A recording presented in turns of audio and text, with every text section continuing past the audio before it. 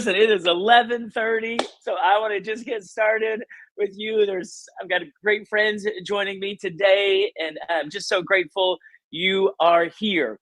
We are going to have an hour or a little less conversation around trust. Here's what I know, and I know that you know it as well. AI is all the rage, and in every single industry, it is playing a role. As a matter of fact, just last week, I was with a client that I've worked with for several years, and I created a message. I wrote the message and used ChatGPT to get some stories for it. And then I generated the whole thing in Gamma, which it created an entire slide deck for me. And then I tweaked it. And I was like, okay, this AI business, it's got some potential. And one of the things that people are talking about in the workplace, of course, is how it affects our work and how it's going to, exchange jobs for humans and all the things. And I am convinced, as most are, if we're not experimenting with it, if we're not playing with it, if we're not starting to try it out, that's why I did that message last week. I'm like, I've got to just see how it can be utilized in my field, in every single field.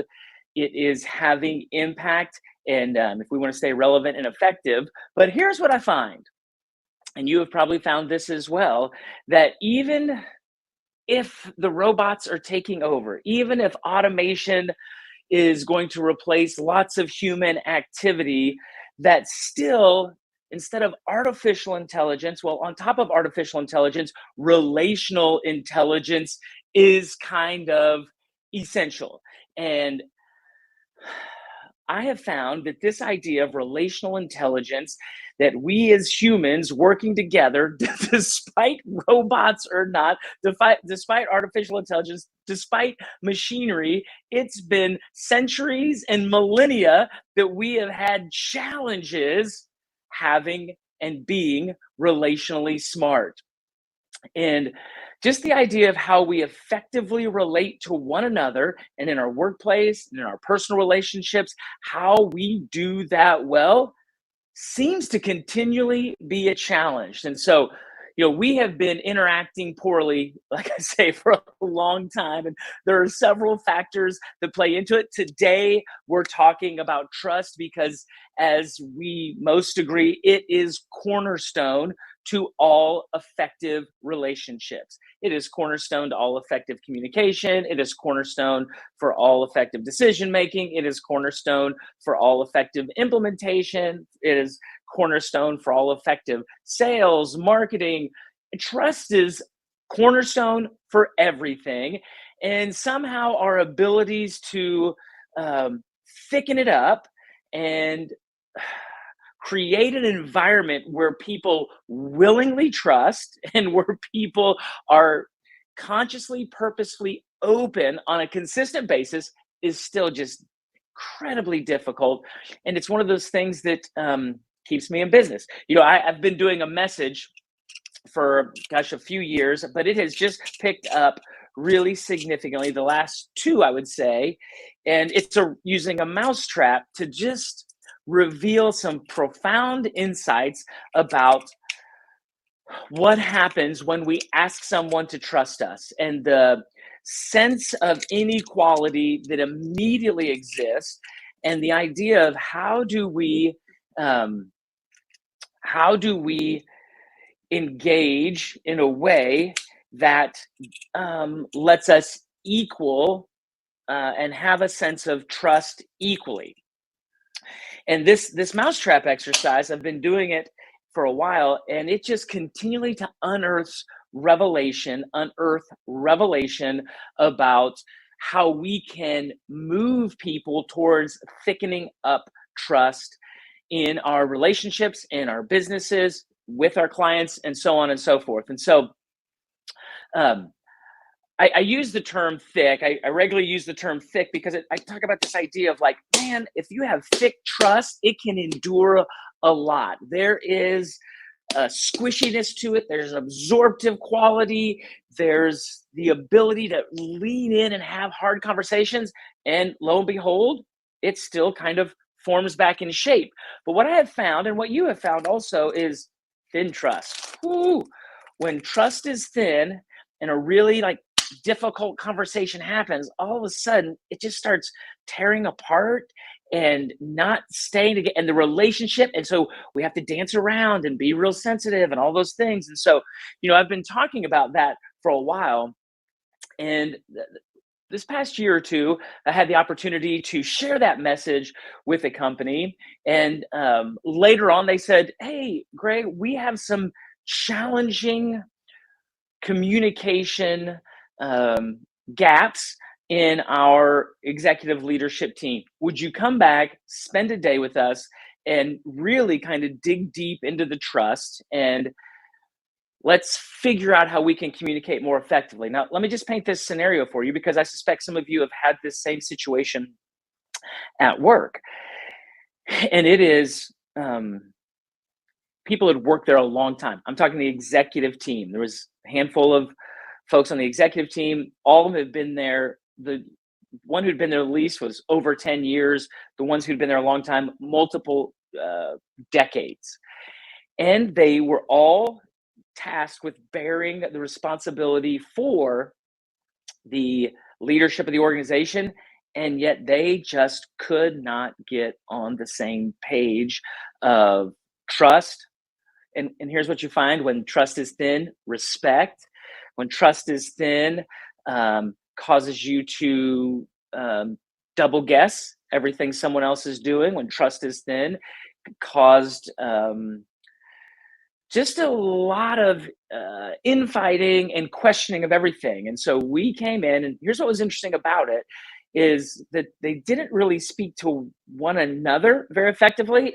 But this is great for all of my HR people. They all really had a strong relationship with the HR person, and went to the HR person consistently, transparently, openly, candidly, and yet they just weren't effective at doing it. Smart people cared about the organization, cared about their own careers, and honestly, the teams they led, but just at that level, were not able to have it. And what I have found, and really what we went through, is just a really deep dive on kind of a progression on how you go from thin trust to thick trust, and what those conversations entail. And so I'll share with you more at the end on how that played out, and give you some tools. Listen, today Shasta is going to be joining us in just a couple minutes. This woman is an expert on relationships, professionally, personally. She's going to share a lot of things. Becky showing up on the other side of that hour, and she is going to bring some really amazing thoughtfulness towards how businesses can create it amongst their teams. Here's what I find with thin trust: it emerges, right? And we have this inability to deal with different things because people aren't addressing things directly. They're not talking to the right person. They're not willing to say what they need to say. And so they carry it, and they start gossiping and sharing with other people. And boy, they just start taking stories and formulating stories in their head that keep this judgment, keep this guardedness, keep this unwillingness to engage. And so hopefully by the end of today, we have 1 hour. By the end of today, I want to, from each of our friends that are coming, Monica's coming right at the top of the hour. I know she'll have great insights around it, that you'll get at least 3 great takeaways. And then at the end, we'll give you some tools on how to have a progression of conversation that takes people who are just not able to kind of come face to face with one another, and want to resource you with a way to help lead them into that, and then really thicken it up quick. Because at the end of the day, if we can't make strong commitments to one another at every level of the organization, we will not, make effective decisions, execute well. We will not make the right decisions, and what we will do will always be mediocre, because trust is essential for us delivering on excellence. So I've got both Becky and Shasta here with me. I'm going to bring them both in, but I'm going to then just I'm going to have Shasta join us. So hello, Becky. Becky, I'm going to hide you for a second, and we will come back to you. Oops, I think we will. We will come back to you in just a second. And then we will get Shasta in here now. So let Shasta in. Look at this. Shasta, it is so great to see you. Thank you for being here today. Man, the culture shot is happening. Technology. We did this last month with our friend Jessica and John, and it just cratered. It crushed. It didn't go well. So thankfully it's going well today. As far as I can tell. As far as I can tell. Yes. So I am grateful for that. Shasta, tell us, I set you up a little bit. You're a professional relationship expert. Friendships, personal relationships, professional relationships, and those sorts of things. So we'll talk about your book in a second. We'll talk about the work you've been doing in a second. Can I just jump right in because I only have 10 minutes with you? I saw you have a podcast. On your podcast over the last couple months, or maybe it was a few months ago, where like you did a series of inviting people to have hard conversations. They were, and so I want you to kind of paint the picture because I have context of like, there were friends that somehow there was some sort of friction or something. And you were like, yes. Hey, let's get together and let's publicly have a conversation. So give us context for that because I was, I'm just amazed by you and have great respect for you. And I thought how bold to go, let's venture into this space where there's some, I don't know, lack of clarity or lack of resonance or some dissonance or however it happened, and you formulate it. So that to me is a huge step of trust. Give us the stories around that. And I should tell everyone, Shasta and I have not done any preparation for this. She has no idea what I'm going to ask her, but she's a great sport, as neither does Becky. So I'm good with everything. And yes, the podcast is a great example. It's called Frientimacy. So it's friendship intimacy, Frientimacy. And I invited on some of my dearest, closest friends to come and talk about a tough thing we went through at some point in our friendship. And it is because I feel like there's a misnomer out there that we just need to have good friendships and good work relationships. And that means that they are easy and that means that we don't have any problems. And I wanted to model for everybody, like I have close relationships that I trust now because we've gone through those things together. It's not because we've never hurt each other. It's because we did and we went through that. And so part of trust to me is the ability to actually prove to each other that we can do these things together. So when I think about like romantic relationships, which is an area a lot more of us have read more books and a little bit more training. And when we think about romantic relationships, we know that we don't feel close to each other because we've never hurt each other. We feel close to each other because we have, and we've like apologized and we made it through that. And we've gone through hard things. We've disappointed each other. I opened my book, Frientimacy, with a quote that says, none of us want to be in a relationship with people who hurt and disappoint us, ... And yet there are no other kind. So I just wanted to model like trust doesn't mean we've never, ever annoyed each other or disappointed each other. Trust means we can trust each other, that we can actually make it through that and keep building that. So yeah, it was a really, really good series. And right now I'm doing a month on politics and relationships. But yeah, we're going there. That's very bold of you. So let's have, how did you set your friends up with that conversation? Because as you said, it's one thing to go, okay, you've hurt me, disappointed me, like I forgive you and I'll move on. It's another thing to say, okay, let's dig into why that hurt me. Let's dig into why you did what you did. Like, what did you discover, first of all, of your friends' willingness to say, yeah, I will do this publicly? Like, was there a lot of behind the scenes massaging of the messaging or was it like us where we were just like, hey, we're just going to turn on the camera and see what happens in these conversations?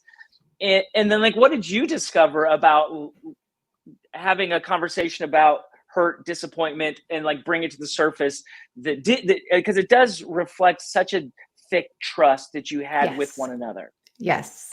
And I don't think I could have done this if I didn't have that thick trust with these friends, right? So I study, when we look at all the relationship health in the world, and we looked at all the studies of what makes for healthy marriage, what makes for healthy team. We look at psychological safety. We look at trust. All the different social studies out there, they all are measuring different things and using different words, but they all have these three things in common. And everything else is either a synonym of these three words, an illustration of these three words, or an outcome of these three words. So the three words that we look at in every single relationship is positivity, consistency, and vulnerability. And we can unpack those, but basically every relationship has to feel positivity, it has to feel rewarding. It has to feel enjoyable. I have to feel accepted. I need to feel Like there's more pleasant emotions than unpleasant emotions, right? Consistency means that we need to like have that tenure together, that pattern, the logging the hours, like consistent time together, because consistent time also leads to us being able to predict how each other will be. Like, so I trusted you to come on this show, not doing anything ahead of time, because in the past, I know that you and I can jump on and be spontaneous, and because I trust myself and my content, right? So, but that trust only happens if we have like some level of past experience that we can rely on. And so trust involves like having the hours logged, and then vulnerability. That's do we feel like we know each other? Do we feel like we can connect? Do we feel like we're both seen? Do we feel like there's space for both of us here?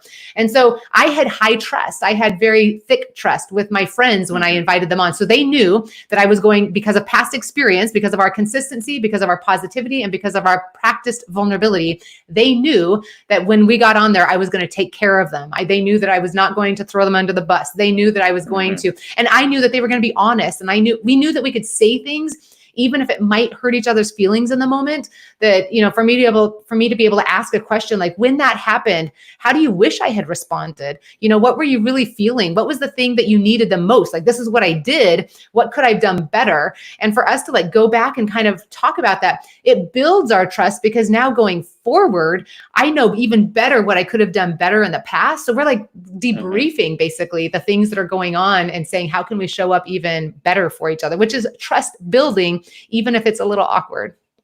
Yeah, totally. So two things I have from that. So, you know, positivity, I'm not sure which side of the triangle it falls on, the positivity element of it, but foundational. Like, if I don't enjoy being around you if it's always a negative. Like when people have like conflict, right, and they have negative experiences. So, you know, you were able to do this kind of like post the infraction, right, of the relationship. Like, it's something you had already worked through, and you're like, let's go back and review it. Some of them are real time. Like some of them, I'm bringing my mom on to talk about politics, and it's a real time issue in our relationship that we have not processed until the podcast. Okay, yeah. Let's not us and do politics. I'm gonna let you do that on your podcast. What I want to say is, though, like, you know, when people feel like their trust has been violated, or they have a trust issue with someone, it's usually around some sort of negative experience, you know, at work, in a relationship, or there's this continuous, so it does feel negative. So you saying like positivity enables it, like somebody watching that's, let's just call it a work relationship, doesn't have to be that personal, or personal. I guess it can be either, but there's like a negative like experience, and they're carrying something, hurt from it, disappointment from it. And so then and the other person, you know, you're not inviting to a podcast. It's like, I'm inviting you to the kitchen table, or I'm inviting you to my office, or I'm inviting you out for coffee. Like, how does somebody in real time that isn't like, I'm platforming hard conversations, I'm just like, I don't think I like you very well, and I don't trust you. Like, how would you recommend or coach someone to like engage in that exchange when it does feel a little negative, and there's not necessarily a reciprocated appreciation for what each other's doing? Yep. Great question. So first of all, in the definition of positive emotion, we know from the research that we have to have 5 positive emotions for every negative emotion. So the formula is 5 deposits for 1 withdrawal. So that's important because it reminds us that there are going to be withdrawals. We are going to annoy each other. We are going to disappoint each other. We are not going to be perfect.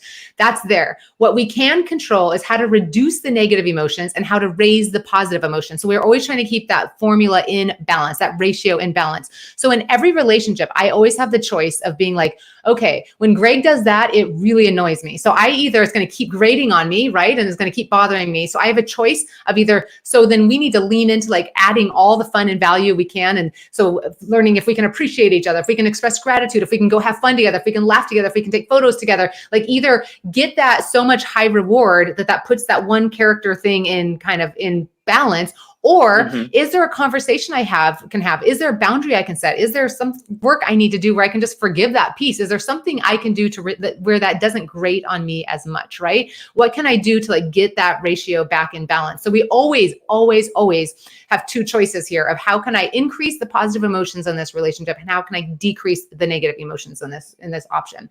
But there are going to be negative ones there, and we can't walk away from every relationship that just annoys us, hurts us, and disappoints us at times. And to be super clear. It's toxic positivity if we're talking about a relationship that's only trying to be positive. Right. So positivity also includes empathy and validation and like holding space and accepting when I'm hurting. So it doesn't mean we're always being positive. It just means that at the end of the day, we feel more loved for having interacted than not. And that's a really big part of like psychological safety and trust. You know, when we're trying to build trust on a team or trust in our relationships, is the questions are these three things. Do we feel like we can both be real? Do we feel like I trust you more if I feel like you're showing up with some level of vulnerability? I trust you more if I feel like you're going to respond kindly. You're not going to take things personally. You're going to clarify. You're going to accept me. No matter what idea I put out there, you're going to be like, well, that's an idea. Let's consider it, you know, and you're going to do what you can to communicate acceptance and positive emotions and positive intent. And then we're going to keep practicing that over and over and over and repeating that. And as we do those three things, we can guarantee that we can build trust anywhere, any place with any people. If both people feel like they both have a space to be seen and heard, vulnerability, both people feel like they can communicate acceptance and kindness, and both people keep showing up and doing that repetitively, trust is always, always built, even with people who kind of annoy us. That's a pretty strong statement. And I love it, that trust is guaranteed to be thickened up, in my terms, if we'll have those three elements in it. Always. And in a work relationship, this, you know, and you do a lot of speaking at conferences like I do, and get to be around business people who they just seem to like live with like a friction, you know, and I call it, you know, the meeting after the meeting. They'll have a group of 10 people meet. People won't say what they need to say inside the meeting, but then after they leave the meeting, the two of them get together because they trust each other, and they will say all the things they need to say about the leader, about the idea, about the vision. You know, like that's a very thin trust on team. So how do you advise individuals who are like, I'm not sure I trust what they're going to do with my ideas. I'm not sure they're going to trust. I don't trust their response towards me. How do they go about thickening up in that way? Or is it like I have to go meet with every individual person and build it one-on-one? Or is there like a team trust that you incorporate? Totally. So when I come into a company, I do an assessment of their team or of their company based upon those three requirements that I teach on a triangle. That's why I'm doing that. And that is because a relationship, we can judge the health of any two people. We can judge the health of yours and my relationship based on how well we practice these three things. And we can judge, and a culture is nothing but how a group treats each other. Culture is a group relationship, right? So we can come in and judge and evaluate the group relationship based upon how they practice these three things. So absolutely, you're describing thin trust. I love those terms. You're describing what happens. So we can look for a breakdown. We can get measurement scores in all three of these categories. And we could say to a team, so in your case, vulnerability is the lowest score, right? Which means people don't feel safe coming and actually saying an opinion. They don't feel like they have the safety of like that you're being honest. So like we can look and see which of the metrics are actually lowering that overall score. Or maybe it's that we can be vulnerable, but we're afraid of being judged. We're afraid of it not being being held against us. We're afraid of being like kind of like we're going to be responsible if it fails, you know? And so we can do things as leaders. We have so much influence as leaders to be able to say, okay, what can I do to model this differently? Maybe I need to name what actually, if it's an issue like that, I would actually be like, the number one thing I can do to rebuild trust is to name that I see that this isn't built, we are not trusting each other, and to say, I want to start doing this differently. I am taking ownership of like how I can model this differently. My goal is that all of us feel like we can come here and safely, kindly, but safely say what needs to be shared. And so we're going to have some training coming in. We're going to have somebody come in and teach healthy relationships. We're going to have somebody come in and help facilitate trust, because all of us, these are muscles we can grow. We have somehow done something to kind of hurt our trust, and we are going to evaluate that. We're going to look at that, because my intention, my desire for our team is that we trust each other for each of our sakes benefit and for the company's benefit, but really out of self-interest. All of us want to come into a job and be trusted, right? So like this might benefit the company, but it benefits us to feel like we actually our opinions are valued and we feel safer. So it's to our benefit that happens. So we need to talk about it. We need to model it. We need to apologize for it. We need to train for it. You know, relationships, you're in the similar boat with me. I'm always like, relationships are the number one issue that causes the most stress and has the most payoff in workplaces. And yet so rarely do companies be like, we need to bring somebody in to talk about our relationships and to train for this, but it's costing them a lot. I agree. Okay, we're gonna wrap this time up. So Shasta, people, and I know Sarah is gonna put like your website or your LinkedIn or connection things there, but give us a verbal, like the name of your podcast. We can find it on Spotify. How people can get on your website, where they can find you, and reach out and communicate with you because you are just so good at all this business. Oh, thank you, Greg. ShastaNelson.com is the place where you can go find everything. I have several books out. Friendtimacy is my podcast. And yeah, I come in and teach basically to companies, corporations, and associations, like how can we build better relationships where we trust each other, where we like each other, where it benefits the employees and the employers. So ShastaNelson.com. Yeah. ShastaNelson.com. Shasta, I so appreciate you. I love all the good stuff you do. We're just working on building more consistency. We got positivity. I got all kinds of vulnerability. So same, my friend. Thank you for the good work you're doing. Thank you. I'll talk to you later. See you. Bye. Okay. I think, Shasta, it's not sending you away. It doesn't. There we go. It did not want to hide, Shasta. It's such great insight and information. You're talking about being relationally smart. I love how her triangle works. I love how she can assess things. And so in your organization, man, it's definitely a resource that we want to make available to you and know that your teams can benefit from it. So, all right, I'm Monica. My button does not seem to want to bring people on and off very quickly. So there we go. I will wait patiently and go from there. So Monica, did you just hear all of that with Shasta? I suppose you were listening. I did. It was wonderful. She's so good. She is so good. It is such a great hour and it's going by quickly. Monica, is there anything I need to do to set you up? Or I'm just going to turn this over to you and let you just unload good trust thoughts on us. I'm going to hide myself now. Okay. Ladies and gentlemen, Monica Sheri Scott. All right. Well, I am so excited to share a little bit on this amazing topic. And I want to start out with a question for you, a personal question for you as a leader, maybe you're an employer, maybe you're an employee, maybe you work with a team, maybe you don't. But how do you determine whether someone is worthy of your trust or not? What are the indicators that you look for in someone? Whether it's a friendship, a work friendship, an employee-employer type of relationship, what are the indicators that you look for that go, they're trustworthy? Think about that. Maybe put it in the chat. At least bring that to the top of mind for yourself. What are those indicators? For the next couple minutes, I want to talk to you about this. Prove it. We all look for indicators. We look for proof that someone is trustworthy.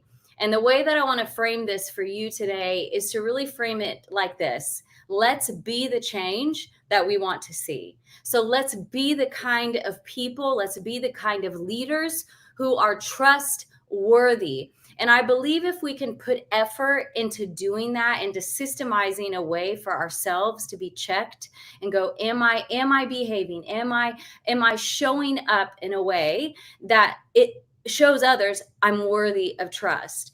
And if we can do that, then it also gives us a healthy filter as to how to help to see if others are trustworthy. Because here's the deal. We've all had our trust broken. We've all had our trust betrayed. No one is unique in that way. If you're like, oh, I've had it worse than others, that it may be true. But the truth is we all have had those experiences. I saw this somewhere and I just want to show it to you right now. These are two circles. One of them is bigger than the other. Which one do you think is bigger? Like, is it the blue one? Is it the purple one? Like, which circle is bigger? Which one do you think is bigger? Okay. You got it? You got your answer? Okay. Here's the thing. Not one of them is bigger. They're the same size. And yet when I told you one of them is larger than the other, you were like, right, okay, which one is it? And you might have gone, it's the blue one, or it's the purple one, it's the purple one. But here's the deal. They were the same size. And that just goes to show that we are easily swayed. And so if we are not inclined to have wise trust, we don't want to have blind trust. We want to have wise trust. So I want to provide you with some tools that you can test, that you can apply for yourself as a leader, and that it'll also give you a filter to work with other people and to really ask yourself, am I trustworthy? Are the people I'm working with trustworthy? Okay, so the first one is this. We've got to have some understanding. In order to trust someone, they've got to prove that they understand. I have this strategy that I teach in a lot of my keynotes called BALL, B-A-L-L. We want to be ballers. And here's what it stands for. We want to breathe, ask, listen, and then listen some more. This is the way to gain understanding. So often we jump to conclusions, or we take the first indicator that we see and go, and we just run with it, right? But if we take the time to breathe, ask some good questions, because good leaders ask great questions. So if we pause, we breathe, we ask some good questions. Ask good questions of ourselves. Ask good questions of the people around us. If we seek to understand, be the first to ask questions, be the last to jump to conclusions. And the BALL strategy helps us do that. It helps us get to a place where we can find some understanding of each other and understanding of what we're thinking in a moment as well. The second thing that we need in order to build trust is we have got to understand and really find a common ground with someone's intent. And this really has to do with values. Do we have a common ground of values? And that doesn't mean that we're going to agree on every level about everything, but it does mean that we can agree on some things that are base level, and that will foster trust. Do we both want this organization to succeed? Do we both want to see this team thrive and grow in their positions, in their jobs? If that is a shared value, then you have got a place and a foundation to build trust upon. Having a value-based culture is so important for many, many reasons. One, because it gives us fulfillment when we live out of our values, but also it builds trust. If we share values, we're going to build trust. So find out, ask, what are the deepest values that you have for this team, for this organization? Find the common ground, highlight it, ask about it, lean into it. The third thing is we want to show that we have the ability. Can you do the job of carrying someone's trust? Can you do the job of being faithful to steward that relationship and that trust? If you don't have the ability, if you're flaky, if you don't let your yes be yes and your no be no, then you're going to send off vibes that you are not trustworthy. And so we've got to come to a place where we say we have the ability to carry your trust. That's why it's so important that we don't say yes to things unless we're sure, and that we don't say no to something unless we're sure. And so we've got to really be able to test our ability and test the ability of others. And then the last but not least thing is we've got to show that we have the character, the principles to stand behind. And you know what? Principles are only proven through adversity and through time. Shasta said it, you got to have that, you got to log the hours. And that's so important. But I think one of the things for me that I have found is that in order for me to gain the trust of somebody else, but also for someone to gain my trust in them, is that I've got to see how they are through adversity, through the tough times. Character is worth nothing if it goes out the window during times of trial and adversity. So we've got to prove it. We've got to show it. As I was preparing for this, and I really settled on, we've got to prove it. How do we prove it to other people? How do we really vet the people around us in order to say, what level of trust wisely should I have with them? What came to mind was the verse in the Star-Spangled Banner, that the flag gave proof through the night that it was still there, that it had gone through the adversity. And when Francis Scott Key penned those words, he sat in, because he was a lawyer, he was a negotiator for the prisoners, and he sat on one of those British ships, and he watched as through the night their principles were tested, their ability were tested, that they were tested in every single way. And on those ramparts, over those walls, he watched as the sun came up over and past all the adversity that lasted throughout the night. And he said what he found was that banner raised, that flag raised in the air. And what did that signal to him? It gave proof that they were still standing, that it can be trusted.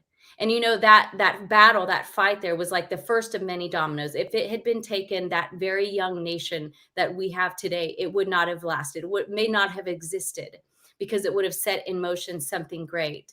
And what I want to challenge us to say this, how can we prove our trust? How can we prove that we're trustworthy? And also, how can we vet people around us? Because I'm not for blind trust, but I am for wise trust. And in order to have wise trust, we really need to ask the right questions and be looking for the correct indicators. And the biggest one I can find in that is to stick to your principles through adversity. Don't be afraid to say the right things when the right things need to be said.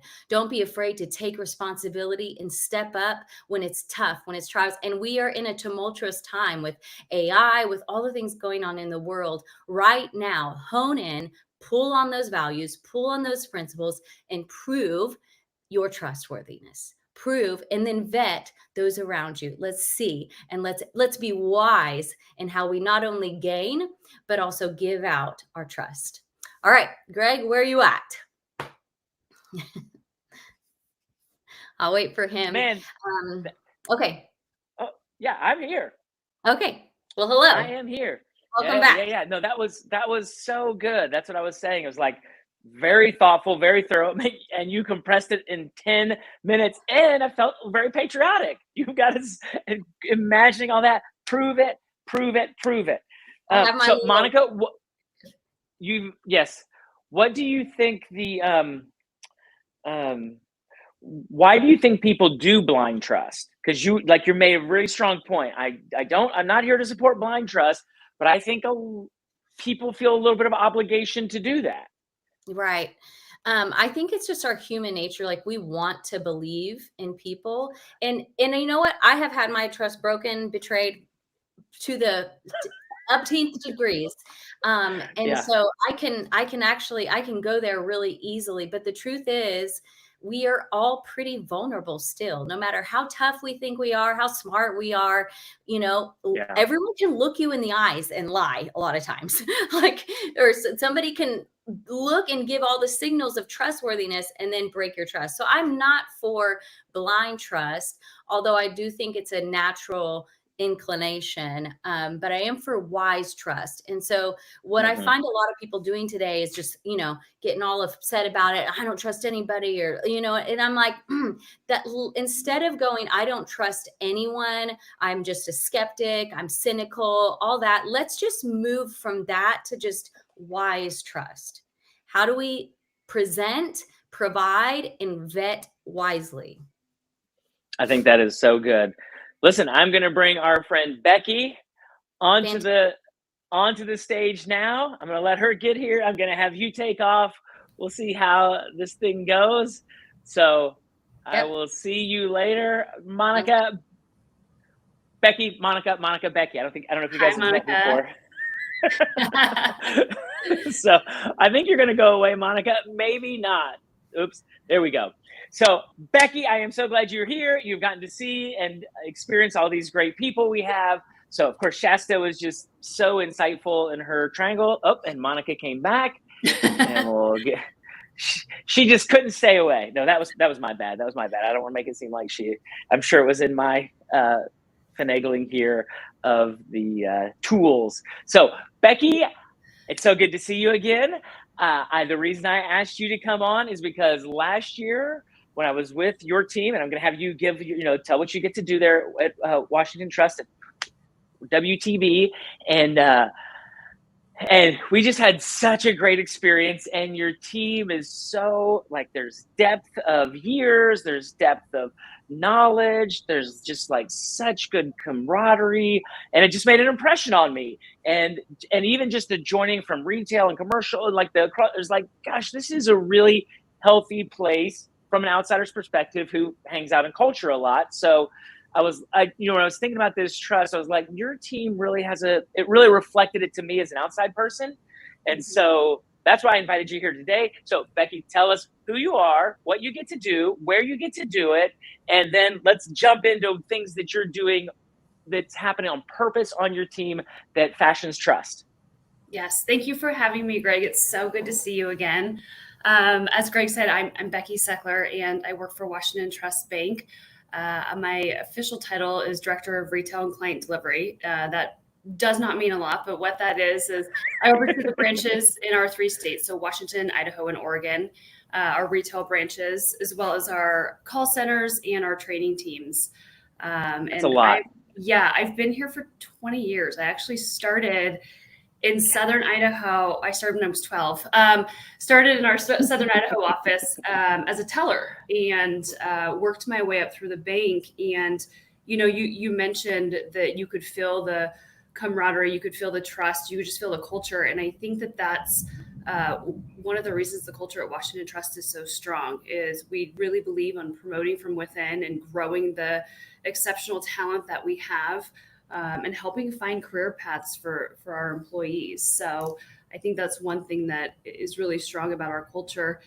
We're also a 4th generation family owned bank. And so those, you don't hear about businesses that have been around for over 120 years and are still family owned. So that the culture absolutely comes from the top down.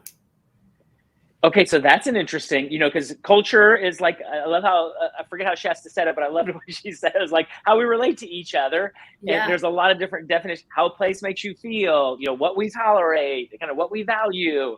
And a lot of places, talk about, it feels like family. And you literally have family leadership that has come down 4 generations. And, some people get pushed back on that because it's like, we're not a family. You don't fire your family and, that kind of stuff. But, the intent behind some of that terminology is like, there's just this acceptance of who people are, and for me, trust, having thick trust has that element where it's like, you're different than me, you think different than me, you act different than me, maybe you have some different values, but I accept you as part of our team because I know you create value. So you've been there 20 years, they promote from within. On the team you have now, how would you say you think about nurturing trust on your teams, and what you all have done to kind of, because it doesn't happen by accident. I mean, once it's in the culture, it's just like, this is kind of how we are and who we are. But I'm hoping you can like pull some things out of it and say, this is probably what we do that enables people to have that feeling and willingly trust. You got some things for us here? And again, Becky hasn't been prepped on any of these questions either. So this is just coming to her live for the first time. I do have a few things. One, it is funny that, you mentioned it's because, in the culture that Washington Trust has, it's going to sound weird, but it's just the way it's always been. It's what I've always known. But there are things that you have to do to help cultivate that and to help grow it, because if you don't, then it will die. And there's a few things that I'm really passionate about with my team, and to help build trust. And first off, you have to be authentic and you have to be real. I can't stand up in front of my team at the event that you saw last year. We have that annual event with all of our retail leaders, but I can't stand up in front of them and not be authentic and real. And that includes letting them know what direction the bank is heading, what direction my division is heading, maybe some places I've misstepped along the way, what I'm doing to correct it. I think that's huge, is to be open and honest. We're not all perfect, and we may think one direction we're heading is the right direction, and we realize it's not. And at some point, you've got to quickly relay that to your team that you're changing gears. I think that that's how you build trust, which is being authentic and being very, very real, and vulnerable. I think Shasta mentioned that the vulnerability is huge, because you don't want to have the meeting after the meeting. That does not help cultivate trust within that group, because you do see that can happen from time to time. And so I think it's being real and honest and in a kind, professional way, being able to have those really tough conversations. I don't think you build a strong culture without tough conversations, but tough conversations can happen while you're being kind. So I think that's very important. Let me ask you this, because you are a veteran leader. So you're a smart person who obviously all the responsibilities you bear are large as far as people groups and impact on the folks that you serve, on your clients, customers. vendors and internal. And yet you're talking about your own willingness to be vulnerable in those things about sharing mistakes.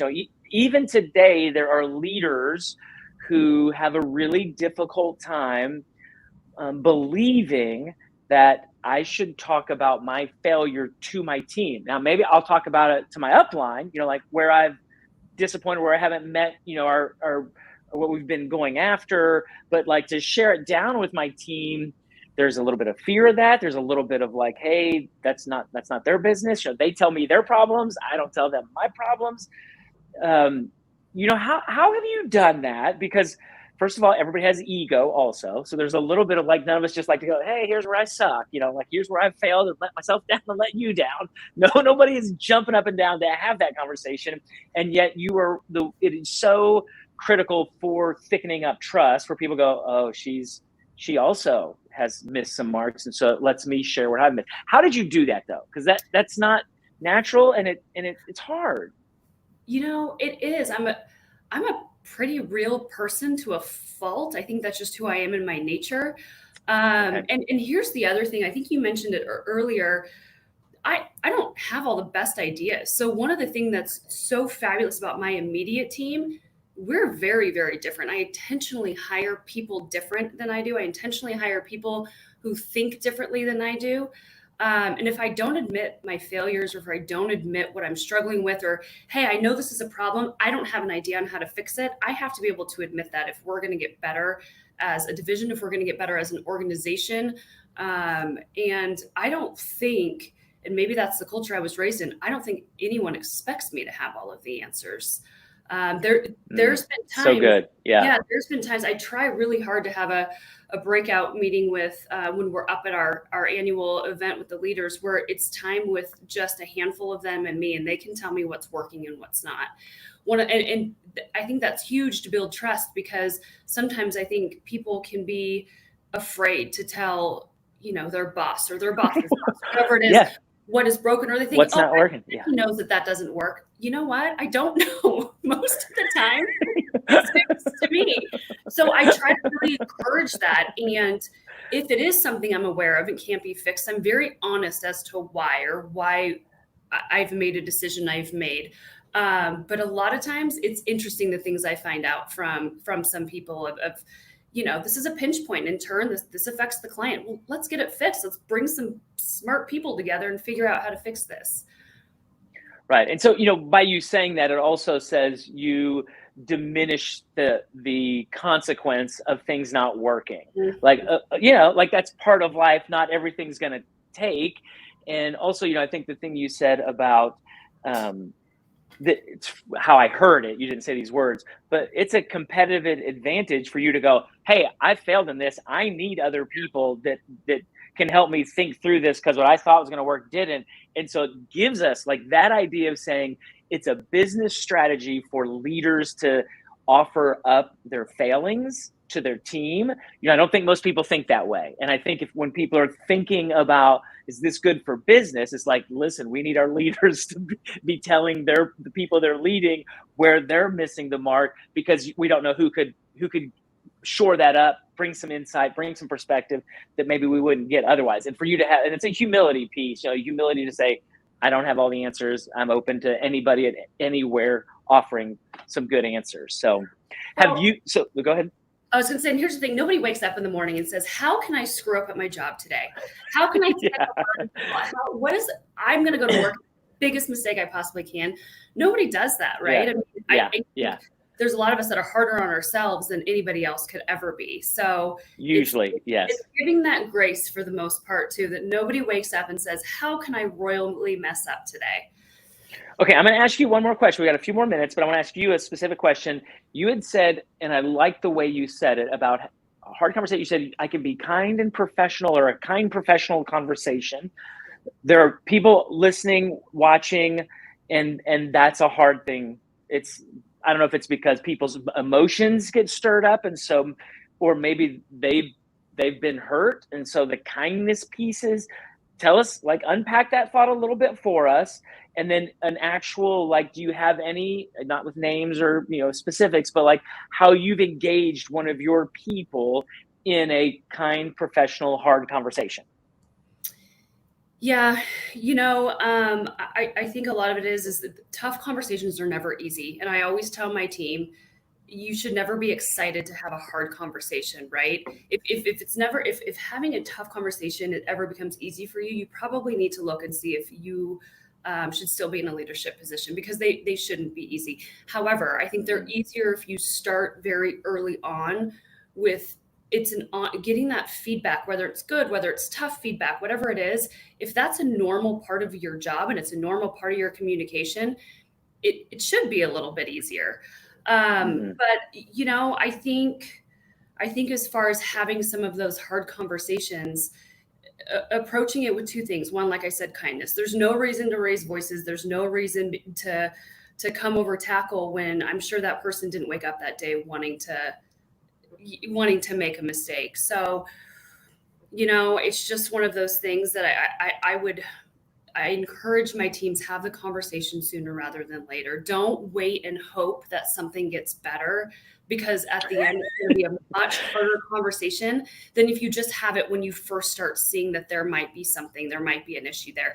And you know what? I think when you're building that trust with people, having that conversation with somebody that mutual respect and mutual trust, that is so much easier if that's already built. And one thing I tell any new hire when I go and speak to the new hires, I say a couple things. I say, as corny as this may sound, just be kind to other people, because you never know what they're going through, and you never know who you're going to be working for, who could be working for you. And let me tell you, after 20 years here, I'm so glad I've taken that advice, because you're surprised with who you work for or with, or who's working for you. So I just always tell new hires, that's the best piece of advice I could give you. That's funny. It's like, I'm surprised who's still here that I'm working with, and I never guessed. That is so funny. Okay, so and you're in banking. So the other thing that I thought with you is like, and you're in the Northwest, Spokane, right? Where like there are other banks that have breached trust in some of the most horrendous ways and still exist, which I would like with my money. I'm like, I could never, if a bank even gave the slightest infraction of trust, I'd be like, I'll take all my money. Thank you very much. So your whole business is trust. Like banking at its essence is, I work every day, I earn money, I exchange my life, and then I let you have it. And I'm exchanging it through you and letting you hold it, letting you, use it. It's such an interesting. So tell us a little bit about Washington Trust Bank. And then, because I suspect there'll be people who are watching us, be like, oh, I could, because you are such a generous person. I suspect people want to connect you on LinkedIn and those kinds of things. Becky is not out professionally speaking like me and Shasta, but she is day in, day out, grinding in leadership in the best of ways. And I'm sure would be willing to have a brief chat with you at some point if you wanted some insights from her in working with people. So give us kind of your information. And Sarah also, we're on Facebook, we're on YouTube, and on LinkedIn where this is being broadcast. So Sarah will put everybody's information in all those places. Yeah. So Washington Trust Bank, like Greg said, we're in the Pacific Northwest, family-owned fourth-generation bank, over 120 years. You can find me on LinkedIn. As Greg said, I'm more than happy to connect with anyone out there. It's under Becky Seckler, and I hope you have that up, because that is not an easy last name. I do, yeah. Secchler. Yeah, it's there. Yes. Okay, so they can come and they can do banking with you also. So let's do one final takeaway to nurture trust on teams. What's your one last good takeaway for them to be thoughtful about? I would say to be authentic with your team. That's the biggest thing I can say, is to be very authentic, be transparent. And it starts with you as a leader. It starts with you showing your team it is okay to be a real, authentic, true person. And that's how you're going to build trust. That is so good, Becky. So be authentically you, because that's what builds trust. And I think part of the challenge of that is that whole idea of ego and protection and trying to put on a front, where you've created a culture where people do get to be themselves and it not be a ding against them. Okay, Monica is back. We've got about 5 minutes left. Becky, I'm going to let you go. We'll see if we can get you out of here smoothly. We'll work on this next time. Thank you so much for being here and sharing all that great insight. Thank you for having me. Yep. Okay, I think she will disappear momentarily, Monica. Who knows how this goes? And if not, she will just look great being there. So, Monica, we've got about 5 minutes left. And, there was just so much good thoughts from Shasta and you and Becky. And so as you've been kind of taking it all in and listening to it, like, how have you processed and thinking about, my language of thick trust and thin trust and just what's happening in the world today? Like, give us your quick synopsis of our hour here that people can go, okay, because I want everybody to have a takeaway from each person that's been on. So kind of how you've kind of captured some insights today. I think everyone has a bit of a different approach to how they determine, whether someone is trustworthy. And I think that also applies to determine whether or not they are trustworthy. And so, like, they themselves are trustworthy. Like, how do they measure themselves against everything?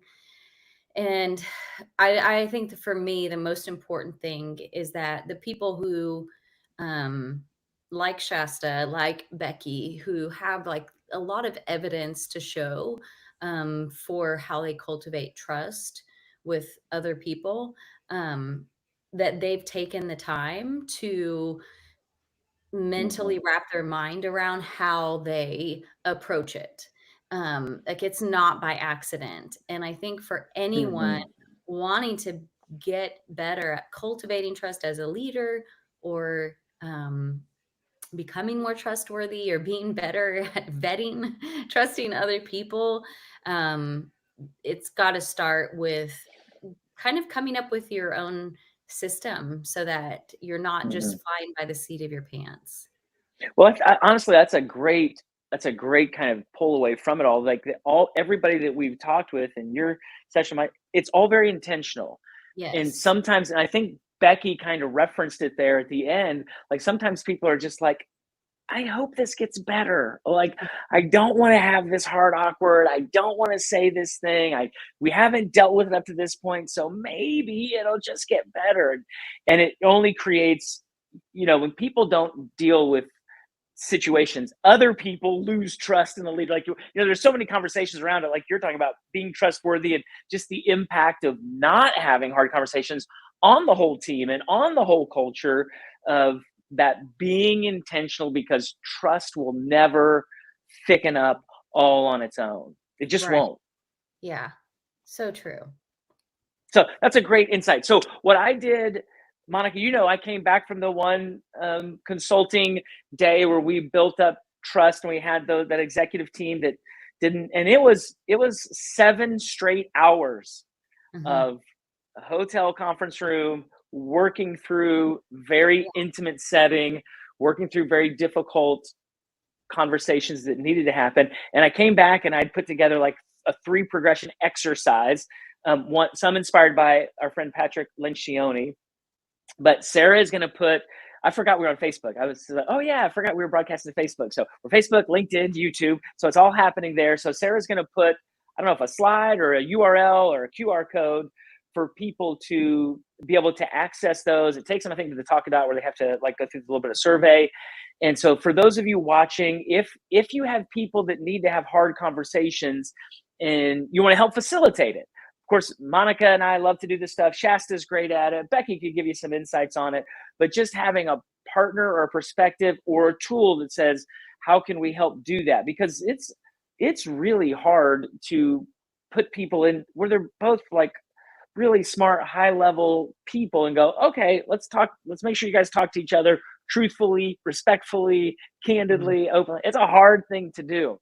So we'll get all of the resources to do that. Monica, what has been your experience as someone you referenced earlier? Trust has been broken in your life. You don't want to become jaded. You don't want to become cynical. You want to guard yourself from that. We'll wrap up on this note. there are people watching also. Everyone's had trust broken. Like, how have you consciously done that so that every new encounter you have, you don't carry that into it? Yeah. Like, just It's a little kind of, it's an emotional word, but I'm going to use it because it is true for myself that I have been dogmatically determined not to become bitter. gotcha. Because it is poison to a person's life, and it works slyly, secretly, almost unknown as to what the root is. But Yeah. that is what it is. I have an aversion to it, and it's by choice. Okay, that's a great note to end on, Monica. Be doggedly determined to not become bitter, cynical, jaded. Keep ourselves open to trust so we can have the necessary conversations in our personal relationships, in our work relationships, creating a culture where you can be trusted, others can be trusted, and great problems can be solved. So thank you for being with us today here on The Culture Shot. We will do this again soon because I love the conversations we get to have. And please reach out to us, Shasta and Becky, afterwards, and we'll continue the conversation as you like. Thanks so much, Monica. Thank you. See you, everyone. See ya. Oops.